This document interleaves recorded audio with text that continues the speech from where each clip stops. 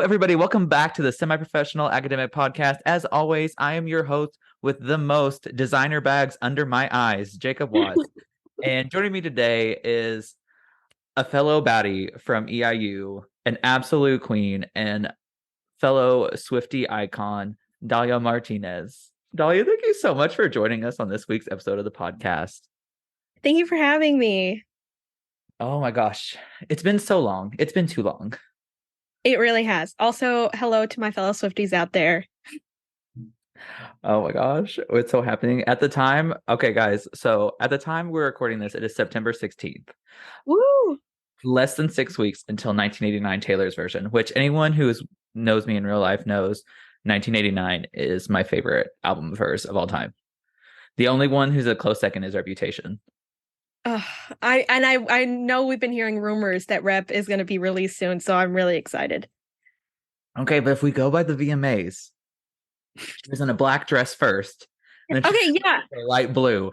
So that makes me think Rep might be like a surprise drop. Like there'll be no explanation. There will just be Reputation. And then it'll be 1989. I love it. Have you seen the alternating outfits that like the 4 outfits in a row? It was like black and then blue and then black and then blue. Yes. I'm excited. I think something's happening. But honestly, I feel like we never know with her. Like I'll be making these crazy theories, spending so much of my time, and then I'm wrong. But then we never learn our lesson. We were right back in it. Like we'll clown on a Monday at 5 and then clock in ready to clown again at Tuesday at 9. No, it's true. And she plays me like a little fiddle. Like I am so sucked in and I'm like, I love a puzzle. And all her hints, I'm like, it means something. It connects. And then sometimes, here's the thing. Swifties are great at missing the obvious points. Like I saw one, like literally in the Bejeweled music video, there's dragons, which is a reference to Long Live, Taylor's version. Right. And which is on Speak Now. And people are like, oh my gosh, dragons, and dragons are related to snakes. Reputation's next. I was like, babes, literally. No, we went so far. It's so ridiculous. Oh my goodness. So we could talk about Taylor Swift all day, and we will a little bit more. But yeah, please cut me off. No, I have to say that for myself as well, speaking for myself. So Dahlia, tell me. Well, tell us exactly. So tell us a little bit about yourself, like a little bit background information, like paint a little picture for us if you're cool with that, of course. Yeah, for sure. Well, as we mentioned, my name is Dahlia and I'm Mexican. I'm first generation. Today's the 16th, so yay, happy Independence Day. Hey! Woo. I actually just came from the Mexican Independence Day parade. It was really fun. How was it? How was it? Like I know it was fun, but like what's all there? I've never been to one. Oh my God, it's the best. Well, I'm from Chicago, from Little Village, which is a very Mexican neighborhood, and they have the big parade that passes right through the big street we have over there, 26th. And it's just so fun. Like people are in like the folkloric like dresses and they're like doing the traditional dance down the parade avenue and there's like floats and stuff. And obviously my favorite part, which I was having a lot of, was the street food. So you have like street vendors like making tacos and like corn, like the corn in the cup, the elotes. And it's just so much fun. And everyone's out there fully dressed up. That's why you guys won't be able to see, but I'm in full makeup and I had like a big like traditional dress on. So it was really fun. Your face is so beat. It's so pretty. Oh my God, your makeup is so Thank you. It survived the rain. It was raining during the parade, but we're still out there. You can never keep a baddie down. Never, That's ever. true. That's true. Also, there's a reason we have setting spray and powder and all that stuff. Literally. Anyway, but yeah, I'm from Chicago. I'm first generation. I went to Loyola, New Orleans for my bachelor's in biology, environmental science. And then I did grad school with my bestie right here at EIU. And we did our master's together there in bio. Oh, no tea, no shade, but damn. Yeah. Damn that last part. I know that honestly, grad school is so brutal, and I feel like I'm still recovering to this day. When Olivia Rodrigo said it's brutal out here, she was talking about grad school. No, she literally meant us. I felt it in my soul. I was like, yeah, that's me. Yeah, I was like, this song is so about me. Like, the song is about nothing else. This is about grad school entirely. But Yeah. before we get to that, so I want to know a little bit more about Loyola. Like, Loyola? Am I saying that right? I'm probably not. Loyola. Loyola. Like, okay. One thing about me, I never know how to say anything. So I just be making stuff up and going. And because, You if you, say it with confidence and people believe you. It yeah, doesn't matter. yeah, if you can't get it right, gaslight. Well, it's not gaslighting. It's just telling truths from alternate realities. Loyola was the best, honestly. There's the funny thing is there's a Loyola in Chicago and there's a Loyola there's a few sister schools, but I went to the one in New Orleans. I just got way more scholarships there because I was out of state, and honestly, no regrets. It was such a formative experience to go out of state. And for to not be under my very strict parents' watch for the first time. And I was in New Orleans, which, oh my God, is a lesson in self-control. Going to school there, Oh, I you love either, Orleans. I yeah, love Orleans. the best city, so much fun, but like also weirdly so laid back. Hmm. Uh, it's the Big Easy for a reason. And yeah, that was a lesson in self-control. Either like you got it together, you learned how to party and study, or you didn't and you like dropped out. Sink or swim, I'm guessing. Yeah. Yeah, but it's great. And then their environmental science program, like their bio program was so strong and just filled with like professors who were so passionate. My like favorite like advisors and professors were there, and like you have the swamp nearby, you have Audubon Park across the street, and the school itself is so progressive. It was so much fun. I love that. I love that so much. And I just want to like sidebar on the thing that you said. I love people who are passionate about what they do. Yes. And because y'all, let's be real here. I mean, like, I get it. There's just some days where you just don't have it in you to do it, and totally valid, totally human. But like, we've all had our share of people who are in charge of something, whether it be a classroom or a project, where they just couldn't give less of a shit about something. And it just really brought the energy down in the room so bad. Yeah. Also, like, I feel like around those years when you're looking to see like what's the rest of my life going to be, what's my career going to be, and you see someone who like loves it so much and who is so passionate and happy, like that motivates you so much more. Like I think if those people hadn't been the ones teaching me, I don't know if I would have been as excited or like changed fields like I did. Yeah. And kind of like speaking of that, like tell us, did you always know that you wanted to go into like biology and environmental science or like Oh what my God, no. walk us through that path, would you, if you don't mind? Yeah, yeah. No, you're good. So I knew I wanted to do science in high school. Very distinct memory. I didn't know what I was just a little athlete my whole life. And I was like, I'm gonna go to college to be an athlete. And then maybe I'll go to the Olympics to be athlete. This was Love way a before goal. I knew how difficult it was to get into the Olympics, but like I was like, that's my goal. That's the only thing I've got in my mind. And then I was just like, my school grades just have to be good enough where I can be athlete. Where I could be athlete.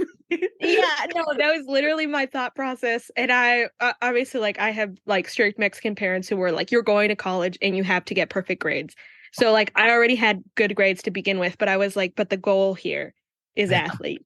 Yeah. Um How old were this? Please tell me like you were like 18, like going up no, to literally it was like all of high school where this was my mindset. And I was just like, I just have to go pro. Which also is so ridiculous because like it's way too late to go pro at that point. oh, Oh. at 18 for what? Well, for like back then, like I swam and I played water polo. Um, That's so impressive. Water polo is so fucking aggressive for no reason, and I swear. No, I think that's why like I'm not to sound like full of myself, but I think that's why I'm so nice because it's like all my aggression like comes out in water polo and it's great. Uh, I have to ask, like, did you ever like in water polo? And like, this is a stupid question. I realize it, but like, No, I'm you're good. like, have you like, did you ever were like, you know what? You better hope I don't see your ass in the pool because your ass is grass. Oh, yes. I always have been and I always will be like, I'm a really, really good sportsman. Like I'm like, oh, like whatever happens in the game, like is just there. And like we cut it off. Like and then always shake hands afterward or whatever. Cause I'm a huge Michael Jordan, Scottie Pippen, Michael Phelps fan. And they talk a lot of shit, but it's like on the court, on the field. So like I grew up looking up to them.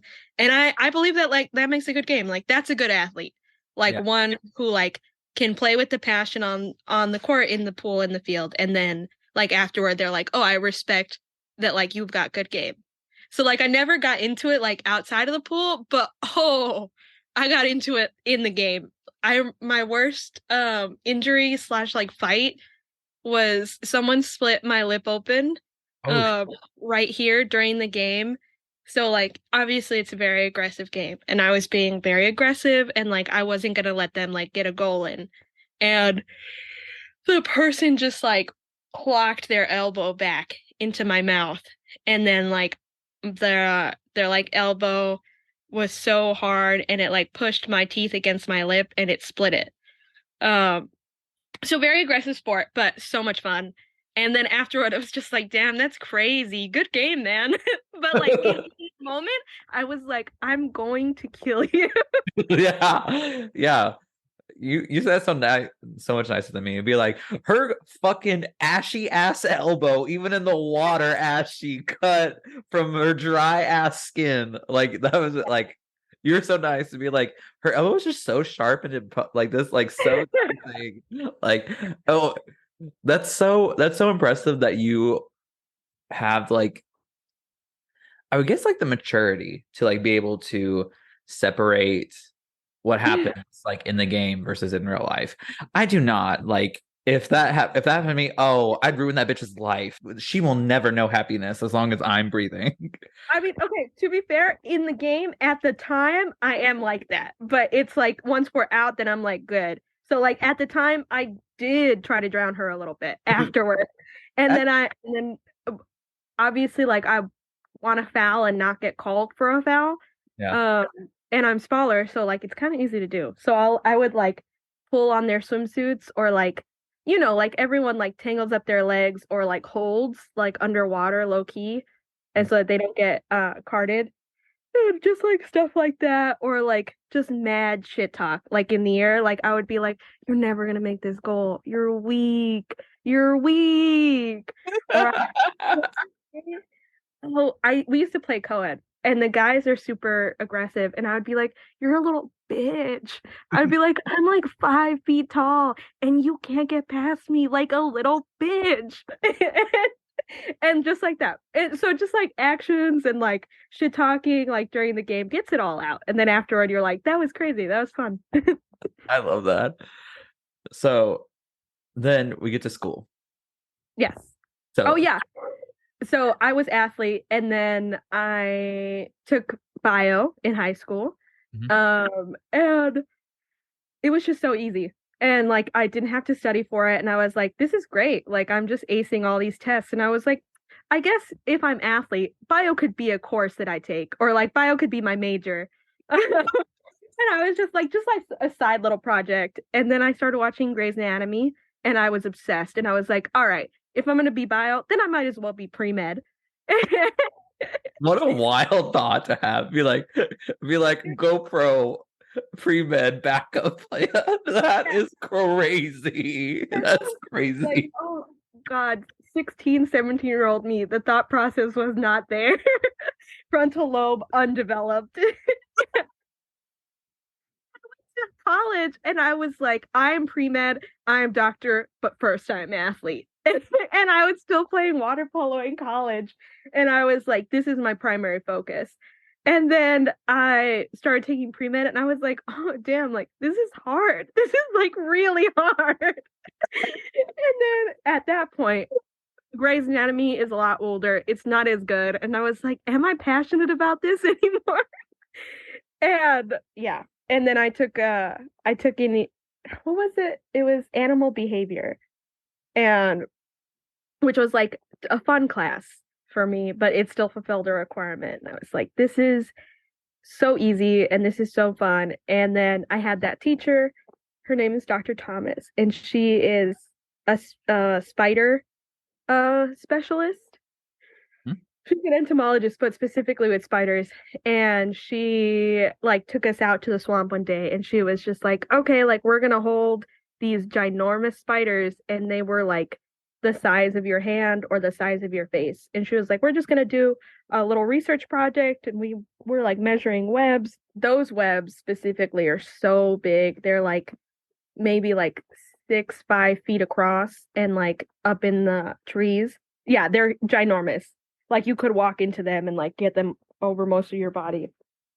And then the spiders are huge. They're like the size of your hand. And I had never like I'm from the city, like I grew up city kid, so I had never interacted with nature like to that level and like held wildlife to that extent. And she like grabbed these spiders like nothing and like put them on our hands and was like, "Isn't she beautiful? Isn't this like such a great critter?" And I was like, the inner city me was like, "What the fuck?" But I was just like enchanted, in the words of our Lord and Savior Taylor Swift. I was enchanted and I was so happy, and I was just like, wow, like this is fun. I can't imagine this as a job. And I for years I was like, there's no way. And then I was a junior and I took like two more classes with her. And every single class I was like, this is so much fun. And she always did like an outdoor, like hands-on component. And I was like, if this was a job, like I would be so happy. And then I took even more classes. And then I was like, I should do this. I should just do this. Because at that point, you're starting to specialize and like taking harder in classes like with grad students and stuff. And it was just I saw the difference. I was like, histology. Ugh. And I was like memorizing stuff and I hated it. And then I was out in the field like holding fish or like holding animals and like doing research and like seeing like climate change impacts and stuff like that. And I was like, this feels so good. And then I switched and here we are. Wow. Awesome. So so what died first, the pre-med route or the athlete route? I think honestly, I think the athlete route a little bit because I got into college and I played water polo still, but it wasn't like with hopes of like being pro because at that point I had had a lot of friends that played water polo as well, and they were some of them were going on to Olympic trials, and I was like, damn, like they went another route or like they started way earlier or they were a lot of water polo is like private club training, private coach training. And like my parents did not have the money to put me in private club. So I was always in like public park district or like just straight high school teams, and it's just really hard. Like I was on the Junior Olympics team in Chicago, but oh my God, literally it was one of the hardest like physical training I've ever done. And I think within not that it's relevant, but it was just like that level of a difference from the training that I was doing. In like a month, I lost like 8 pounds Damn. and then gained like 12 pounds in muscle. It was nuts. They're pros for a reason. And then like being on that team, seeing them do that effort and then seeing us not qualify for trials or not qualify for like finals or quarterfinals, and I was like, damn, like there is just the realization of like they're on a whole other level, which is amazing, and I'm still having fun playing this sport, but I think that that's not going to happen because the cutoff is 18 for Junior Olympics. Yeah. And then usually people who go to trials or to like professional they've gone to JOs a few times. And I just went the once before I aged out, and I was like, damn. Yeah. But I mean, I still love the sport. I still play every once in a while. Nice. I think everybody who ever played a sport thinks in some regards, I'm going pro. I'm gonna be Yeah. like they're all sleeping on me. Yes. Oh, Oh my God, yes. and so Yeah. no, I have oh my gosh, I went to school with this guy and like where I did my undergrad.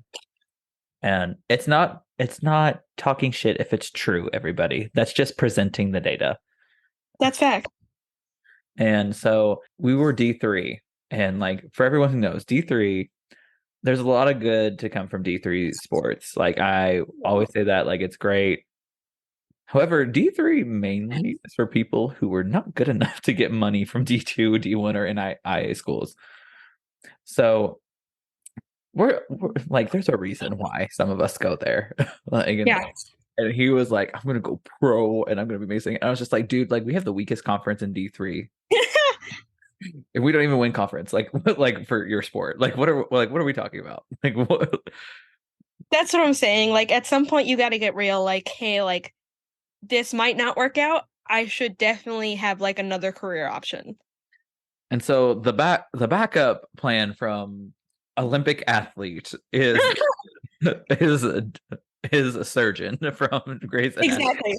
Grey's Anatomy surgeon. I wanted to be an orthopedic surgeon. Because I mean, I think even back then I was like, I can't do anything that would require me to be crazy still, but I need to be more hands-on. And I was like, orthopedics makes more sense. Okay, but like honestly, that's like a very like valid way of thinking about doing that. Yeah, because the idea of like minute like neurosurgery with like the tiniest motions, I was just like, that would make me lose my mind. Yeah. I need to be hands-on, like, yeah.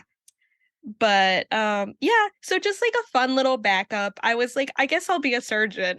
Like I guess I'll go to medical school. That's so crazy. There's there's a girl that I know here and she doesn't watch this show. It's okay.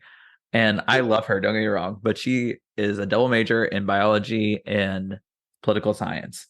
And Oh, she goes, I would really like to do research, but just for a backup. Like, but if that doesn't work out as a backup, I'll either go to medical school or law school. And she said that with her whole chest. That is crazy. oh my God. I remember when I was pre-med for those years in college, there would be some students who just would come in with their hopes high and just insane like I was like I am athlete and whatever and this is my backup. But at the same time, I'm like not like delusional. Like some Yeah. people would come in and they would be like, "Oh, like I'm going to med school, but I'm going to get my degree in art." And then I'll just do pre-med like on the side.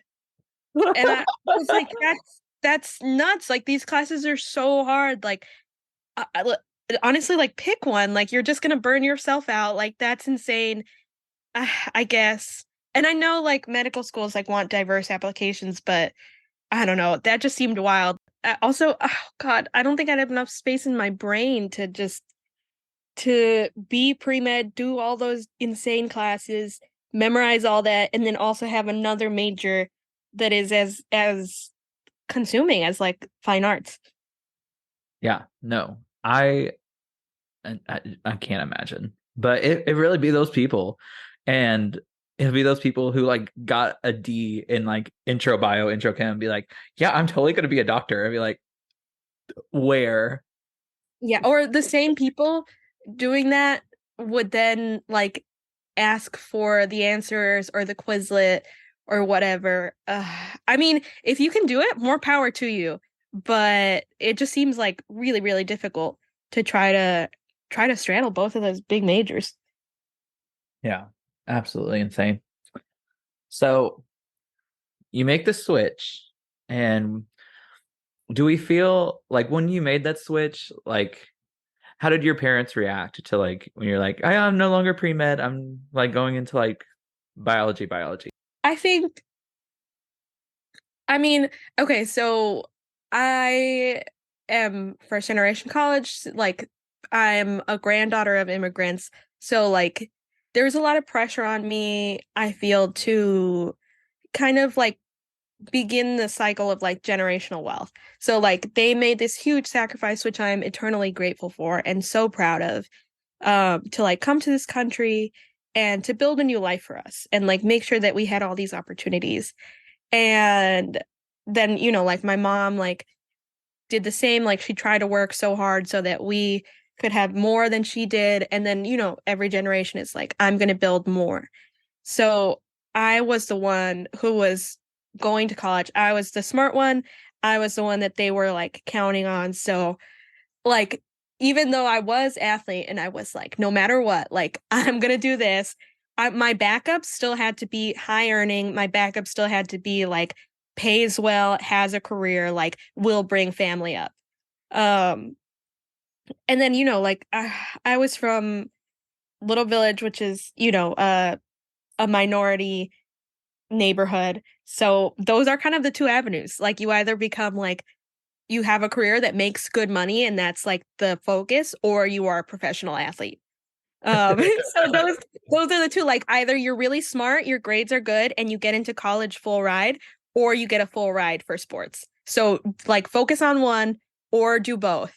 So those were my routes. Like I was like, oh, I'm gonna be a doctor because it'll make money, and if the athlete thing doesn't work out, so it like changing that was really scary for me to doing something that I'm passionate about, which I know is an experience that a lot of like first generation people go through. It's like the only way to you feel like you're repaying that sacrifice that they've made is to kind of be amazing and be perfect and just like excel at everything.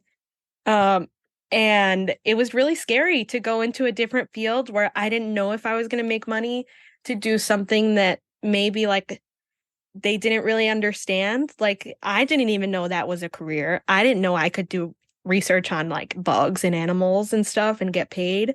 And like explaining that to them, like they're unbelievably supportive and so loving. And they would never like bring me down about anything that I chose like that. But I know they were a little worried about like career and money. And honestly, like so was I. So it was a big scary leap. It was in a way so relieving to do something that I wanted to do and so passionate about, but so scary like for me and them, like to kind of go into the unknown.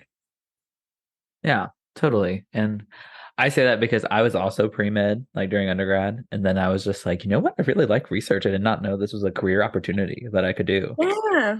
And so like my parents like naturally like, and I assume like the same for yours, like coming from like a state of like they want you to like have all the makings to have a very productive life so they didn't struggle like so you don't struggle like the way they did. Like Yeah, which is like exactly what you want. You want the next generation to do better, like to have it easier. for sure. Yeah. There was a lot of like just questions like, why are you doing this? Why are you doing this? Long story short, Yes. I am not built for medicine. I'm just not. I love it. It's so fascinating to me, all that we can do. Mhm. But me and Orgo Kim, oh, she, Oh my God. Yes. Orgochem is probably the class that took me out, that made like the final nail in the coffin where I was like, I can't do this forever. no. I struggled with Gen Chem. I say struggle. I got a B plus. Like that ain't that bad. Okay, but I feel like, not to sound that way, but for us that's struggling, like we put in the work. And Mhm. if even after all the work and studying, like all we can get is the B, that's tough. Yeah, that's a tough. Like I feel like when you're playing a video game or whatever, and you have like this really good card and you're thinking be like, okay, like this is maxed out at 85, great. And then you see a card that's maxed out at like 95 and you're like, wow. Yeah. Even at my best is their worst. Yeah. Also, I feel like I don't know, like some careers in science, like pre-med, just some of those things are really difficult to break into, especially like if you're like economic situation or like social demographic is in any way different. Like I couldn't put in the amount of insane hours that it would take me to get absolutely perfect on every exam because I was working two jobs to pay for school. Like Oh my gosh, I worked in undergrad too. Oh my gosh. Yeah, that's what I'm Work. saying. Like it's tough. Like it's definitely such a privilege to just study and not work. No, literally. And like I had friends who was like, this is exhausting. I studied. I was like, really, really, really, Sue Ann? Really? Like I'm over Yeah. here working. I was a student ambassador, peer mentor, I was a study group leader. I worked at a fast food place on the weekends. And then also you gotta be involved on campus as well. Oh yeah. So like I was in Greek life, I was in a part of like a million different things. I was a part of student government. That was crazy. I should not be in charge of anything because I am anarchist. Be like, down with the patriarchy. I was gonna say I would actually kind of love you making decisions. I feel like you'd be for the right reasons. You'd be there doing the Oh, good thing. oh, I was just the secretary of the student government. So I just bitched at everyone and be like, no one cares. Like, move on. Like, we're getting this done. My favorite I thing love about my favorite thing about being on government exec was the group chat we had when people be talking because we were like roasting everybody. It'd be like these bitches like Oh it just really sounds so fucking stupid and they think they're talking like the most important thing in the world. But those never happened. no, But for that legal message reasons that was a joke. for legal reasons that was a joke. But yeah, so we make the switch to bio and environmental science. Hmm. And did we like after like when we initially made the switch, was did the goal change immediately to graduate undergrad, then go to grad school, or did grad school come later? Like the idea to go to grad school come later? I think it came later only because of the fact that I didn't know. Again, like nobody did this before me, and I had no one to tell me like what the path like to whatever field was. So I got really close with my advisor. Well, I got an advisor specifically in environmental science, and he ended up, I love him. He and I still keep in contact. We like text. We're friends on Facebook. He is the best advisor ever. His name is Dr. Jordan. And Dr. Jordan, like, essentially was like, "Oh, so have you thought about grad school?" And I was like, there's no way I can afford that. And he was like, "Oh, no, like that's what you want to do and you'll have a much easier time getting jobs, like you'll be able to kind of focus a little more and like learn a little more and also you should never pay for grad school." And I was astounded. I was like, "What are you talking about? There's no way." And I was like, "Is there a special program?" He's like, "No, like if you do research, then they'll pay for everything and then you might even get a stipend." And I was like, "There's no way. That's not something real." And I was like, "There's no way I could get my master's for free or they would pay me to do it."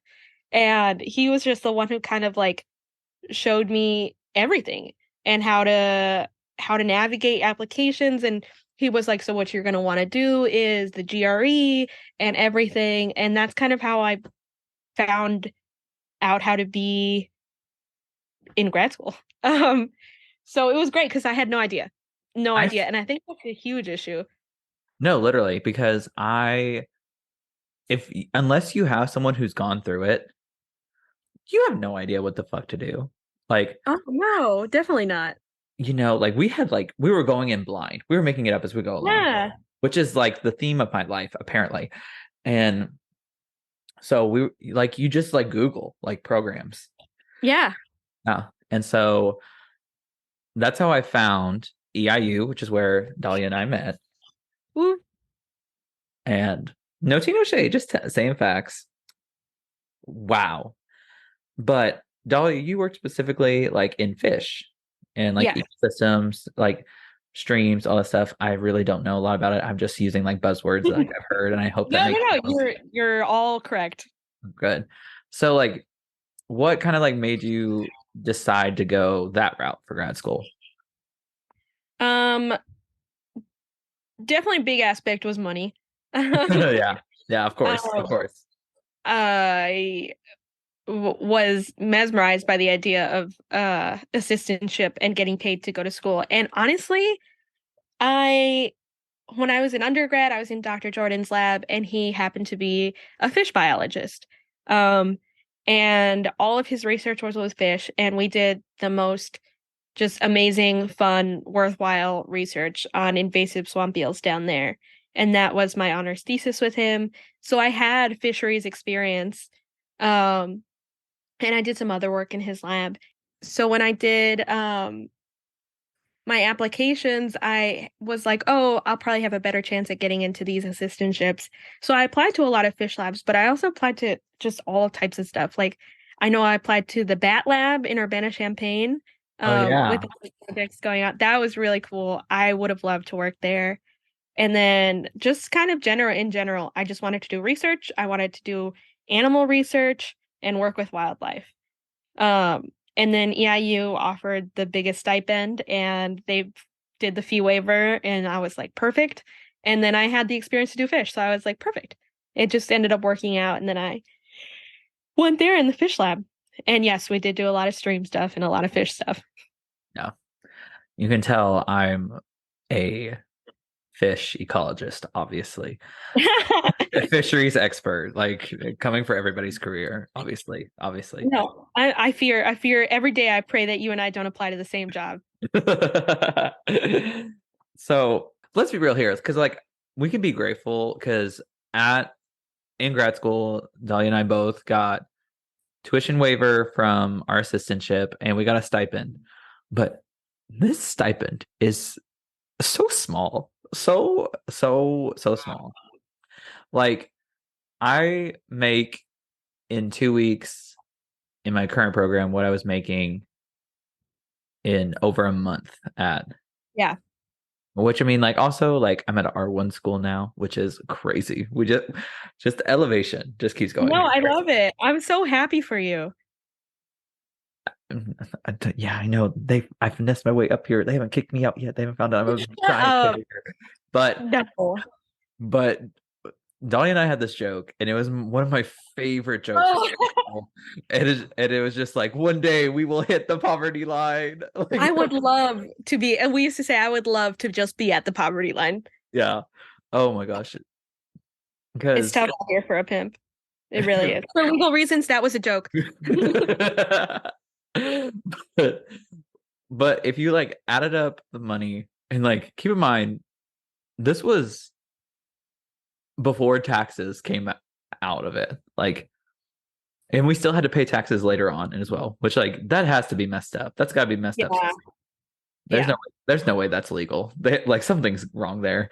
But what a lot of people don't realize is that that contract is only for the school year. So the summer months, you are on your own, kid.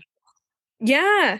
Also, it's at least with my lab, so it says in the contract 20 hours, right? But for my research, like I had to pull like 100-hour weeks for the lab and like only 20 of those hours are paid and they've agreed to that. So like the rest is like volunteer or is just expected of you because you have to complete your data. You have to collect your samples. You have to do all that. So I don't know. And now I have a lot of friends in grad school or who are doing their PhD, and we have open discussions about like, oh, like stipends and fee waivers and all that stuff. And there are so many more that are earning a lot. Like I had no idea. My friend is going to school in Virginia, I think, for her master's, and she is getting like triple what we got every month is her stipend. I want everyone to know we made $1,000 a month, and that was before. And like by the time taxes came out, it was like $950. Yeah. So $950 to pay a month to pay for rent, food, electric, water, all that stuff. Yeah, and I had a job. I was working at Starbucks, remember that first year, and a little bit of my second year. But I was not told no, but I was deeply discouraged from doing that because I wouldn't be as focused or be as available for lab work stuff. And they were like, your second job should never come before lab work. Yeah. Which is crazy, given we were not given enough to live off of. Yeah. Also, there's nothing in the contract that says that we can't have a second job. And I tried to get into that with them, but it was just such a mess. Yeah. Well, and I don't know what happened, but like when I signed my contract, it said you cannot have another job on campus. Yeah, on campus. Yeah. So, which sucks because then like we could have worked, I don't know, like a couple evening shifts a week uh, Yeah, on campus. So we didn't have to go anywhere. And that would still like give us like not a lot of money, but it would give us enough to live off of. hmm. And I went home for the summer because I had a rule: if I'm not getting paid, I'm not coming here, which set a lot of people off. But I was just like, It's crazy, like just standing up for yourself in those types of weird positions where you're like a student, but you're also an employee, but you don't have the benefits of either. Like yeah, you don't have the protection of just being a student, and you do not have the protection of just being an employee or like a staff. yeah. And that was true because there was a strike during my second year. So Dahlia had already graduated at that point, and there was a strike. And of course, like, and I wanted everyone to know we were there during a pandemic. We were there during the HVAC project. We were there. There was something else that happened. What else happened? Oh, uh, for reasons I won't discuss on the show, the university's student body population's mental health was so bad they canceled classes. Yeah, yeah, And for good reason. yeah, for very, very valid reasons, very valid reasons. But like, I just won't go into all the details. And then during my second year, delayed construction project, more HVAC problems. I had to move over my advisor's entire lab. He had 3 eye surgeries during the year, Oh my which God. which not blaming him for at No, all. no.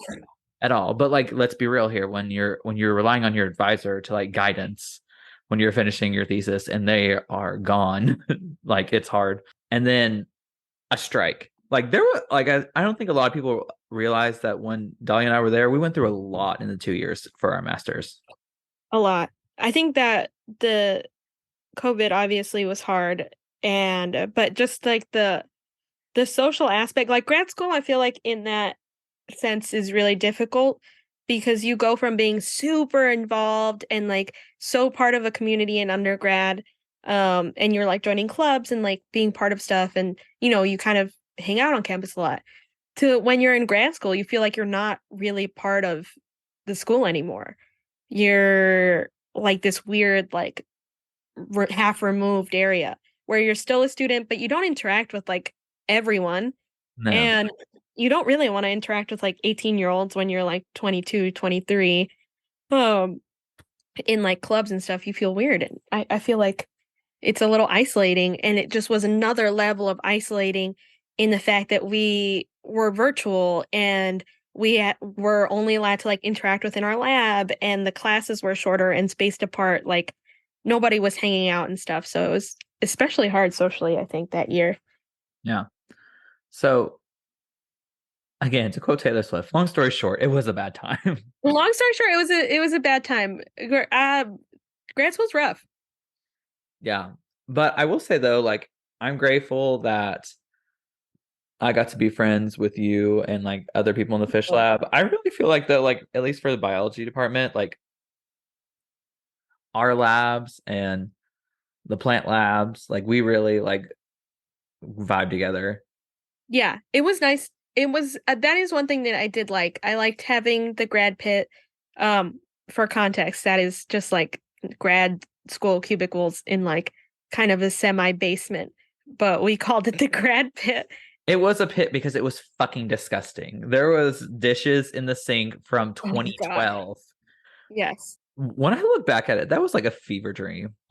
It was, and we were all packed in there, and yeah, yeah, just it was a lot, and but the one thing that was nice was that we had all the labs in there, or a good chunk of labs.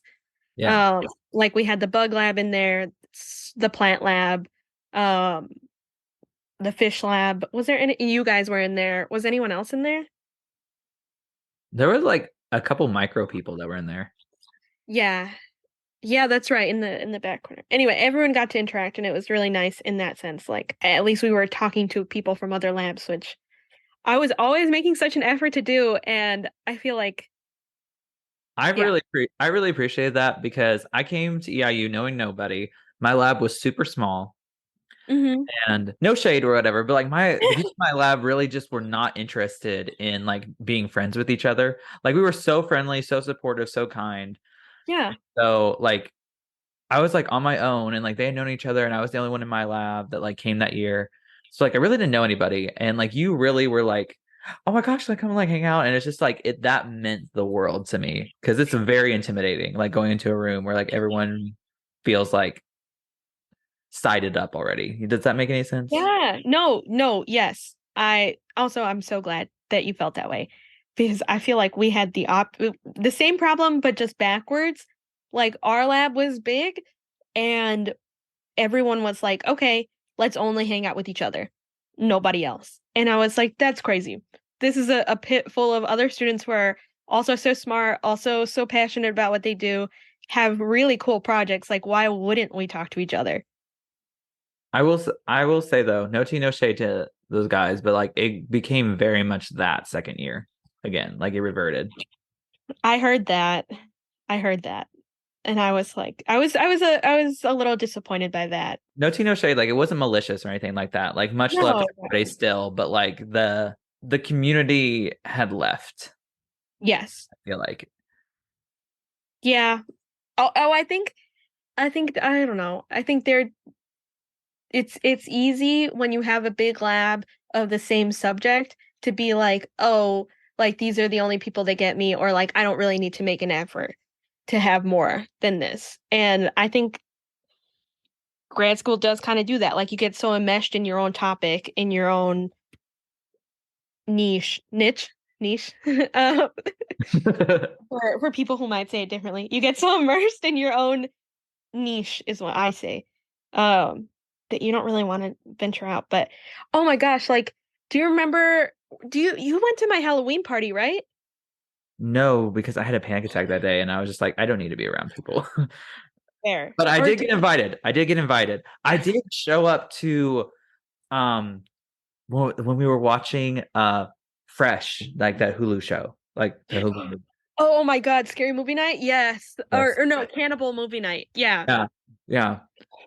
I fully thought this thing was like a rom-com and like I was Oh, the me only one that didn't know. too. I was like we were like the only two people in the room that did not know. And it was about a man who traps women and sells their meat.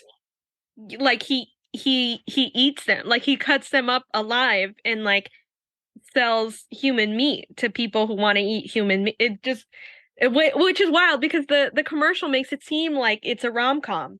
Yeah, wild. That was wild and fun. Also, I made the horrible mistake of like I'm gonna make myself steak tonight because it'll be kind of funny. Ha ha ha. Like this is a rom-com and I guess there is some cannibalism or something in it. So I was funny to like make a meat dish and then halfway through the movie I wanted to throw up and I was like, this is a terrible decision.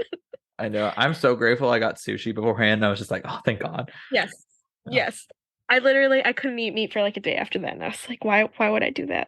so valid. But I loved PowerPoint night Oh and my God, that was so much fun. mainly because I won. But Yeah. also that. And I also loved our like little Christmas thing. It was so fun. Yeah, I definitely loved I love to host and I love like the big social stuff and I Yeah. was a little worried that afterward it would die down a little bit. Because also hosting and like opening up your place and having people over all the time is taxing. It is. It is. And like I love to host as well, but like my apartment at EIU is so shitty that I was like, I feel like I can't even be in here. So, but no, like a lot of people don't realize like hosting, like you're worried about making sure everything is clean, you have stocked in case anything goes wrong. You also are simultaneously having like if you are caring about it, and I can't help but care. And we've talked about this, like we're very similar in that regard. Like I want to make sure everyone's comfortable, everyone has food, everyone has Yeah. drinks. Like, I don't care if you ate 20 minutes before you came in here, like, you're getting something to eat here. Yeah, Like, you're a guest. yeah. Yeah. So it is a lot, but I love doing it. And like, it's a very vicious cycle. Also like in terms of like school and like making friends and stuff, I feel like going to in the words John Mulaney, a secondary location that's outside of school that you don't go to. And Yeah. like having gatherings outside of school just really brings people together. And I thought that was really great, like that we were able to kind of like intermingle the labs like that. Like Sean came over all the time. You guys came over. We had to plan people in a lot. That was fun. Yeah. And I really missed it, especially like my second year, because Sean graduated and Sunita, she was working on her whole other master. So like she wasn't even really doing bio. So like I really was like on my own for a while. And like it was just second year was just so rough for so many reasons. But we survived. Long story short, we survived. Yeah. Yeah. Go back and count all the Taylor Swift references we made. Oh my God. It's probably like so many, but no regrets. No. And Dahlia was like killing it. Like she really like essentially was like leading the BGSA, which is like the bio grad student advisory council. You guys know what that is. Like I'm not gonna go into all that. It was really like a force in the lab and like very like well known within the department. And didn't you win like an award? Like what was the name of the award you won again? I forgot. Oh, yes. I won distinguished grad student. Period. As you should. That's so awesome. I totally forgot about that. Yeah, no, that was great. I was so happy. Also, just Brito is the best, and he nominated me for that, and that was great. Yeah. And obviously, like, awards don't mean everything, but like, it's so nice that to be recognized for all your hard work. Oh, yeah. I think that because second year, or however long your program is, the last year, I feel like is brutal. Is so brutal. And I feel like that's when you put in a lot of work. And it was so nice to be acknowledged. And even, I mean, even the stuff you're saying now is making me so happy. So thank you. I was glad that somebody saw. Yeah. One thing about me is I'm a C. I love it.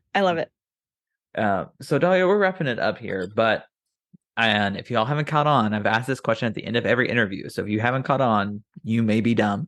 But if you were to go back in time at one point in your academic or professional career, what would you tell yourself and why? I think that's really tough because God, what wouldn't I tell myself or warn myself about? But I think that sometimes people respect you more for standing up for yourself rather than like being like, okay, I'll do it. Because I think there was so much burnout that I had after grad school and like after my first job after grad school. And in the end, it was so easy once I learned the lesson to say no and to be like, oh no, I'm not going to work hours that I'm not paid for. Oh no, I'll just do that tomorrow when I'm on the clock. Oh, I'm not staying up till midnight to finish something, or I'm not emailing you past 5. Like it gets really hard, especially in academia or like in jobs that I feel like are super well-meaning, like environmental science and like conservation, where you know you're doing a good thing and you know how important your work is, to say no or to stand up for yourself or to like have these boundaries. So I think if I was talking to younger me, I'd be like, first of all, you're not going to go pro. So chill out on that. Focus a little more on school. And second of all, like, don't be afraid to stand up for yourself and to say no and to draw those boundaries. Like, in the end, like, you are more important than an email at midnight. Oh yeah, I would tell everybody it's 2023. We act our wage. We act. That's what I'm saying. Yes, and then in the end, like you, I feel like you build it up your mind in your mind to be like this huge, formidable mountain. Like, oh, if I say no, then they're not going to think I'm a good employee. They're going to think I'm ungrateful. Like right now, I'm like their yes person. Like they can always count on me.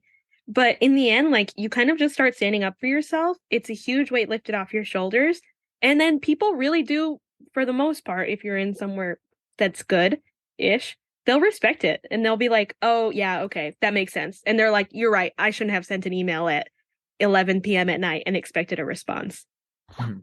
Yeah. And I tell everyone this, like, this is just a harsh fact of life. If you were to die today, your job would have your position posted that day. That's true. And like no tea, no shade. Like you can love the people you work with. I mean, like I do. I love the people that I work with, like in all aspects of my life. But at any job I had, if I moved or God forbid I would pass, my job would have been posted immediately. Yeah. Yeah. And I think it's just so easy to fall into the same trap of being like, I'm gonna be a good employee, I'm gonna be the best, and I'm gonna like die for this job. And then you have a job that's so hard and you're like, oh, I can't do that. That's so true. And like kind of switching gears, like in the last 5 minutes that we have before the Zoom runs out, because I don't get paid enough for this. Uh, this is something like I want to ask. So like Dahlia, like we've done masters and now that we've done grad school once, do you ever see yourself doing a PhD, or are you just like, I think I've had my time, I'd rather just do industry? Honestly, I've been tempted. I really have. Like, I mean, to be fair, little child me wanted to have that doctor title so bad. So So valid. the tempt also, yes, oh my God, isn't that like sweet, sweet crack, the thought of your name after doctor? Oh Oh, yeah. You could walk up to everyone who ever doubted you and be like, oh, hello, Mr. actually, Smith. doctor. It's doctor to you. Thank you so much. Exactly. I would walk that up even to like professors that I love to be like, it's doctor, thank you. Yeah. As if like they like hadn't been cheering me on the whole time. Right. Yeah, I mean, I've been tempted, especially now, like my current position is ending very soon. Um, so the job market is just scary. It's Yes. scary. It's, in the words of Olivia, it's brutal out here and just like super competitive. So the thought of stewing in grad school for a little bit longer is highly tempting, especially like the first job after grad school is so scary, weird, crazy because you've been doing school for so long. And like if you're in grad school, clearly you're good at it. Mhm. Um and you're used to that routine. So like it's like real life is starting now. It's terrifying. Real adulting, paying back loans, like all that terrifying, so scary. So the idea of being doctor, getting to enjoy school, getting to do research and have like fun with it and not having to deal with real world a few more years is super, super, super tempting. And also like the planet, all my passions and stuff. Yeah, of course. Well, Dahlia, whatever you decide, no, everyone here at TSPA Pod is cheering you on, and you're amazing. You'll succeed at no matter what you do. Thank you so much. Also, yeah, if you're listening to this podcast, you're amazing. You clearly are experiencing the same stuff. You've made it this far. You're doing great. Yeah. And since we're complimenting you, you guys should go rate us 5 stars because, like, and write a review. Yes, please. Please don't flame me on Yelp. Argue about it in the comment section. There's no comment section. Super proud of your hosting skills. This has been so good. And I'm so happy that you're in a great work environment and that things are good. And I get so excited when I see your TikToks and your posts about this. Oh my gosh. I know they're so annoying, but No. I have some haters, and here's the thing, I don't block my haters. I add them to the close friends list so they can see me be happy in every aspect of my life. We love to see it. In the words of our queen, we forgive, we forget, but we never let it go. I bury hatchets, but I keep maps of where I put them. Yes. Oh my God. That's my favorite, like super quick genius line that she's dropped. Right? I am so excited for that. If honest hot take, I would be okay if she re-recorded Endgame and it's just more her rapping parts minus Ed Sheeran in the future. Hot take, I know, but Controversial take, but I would like it. I would like it. yeah. Well, Dahlia, thank you again, and Dahlia's Instagram will be linked in the video description if you want to catch up with her and see more of like her adventures through life. And as always, follow us so you never miss an update on the pod. And as always, I'm Jacob Watts, and this is why we can't have nice things. Have a good night, everybody. Bye. Bye.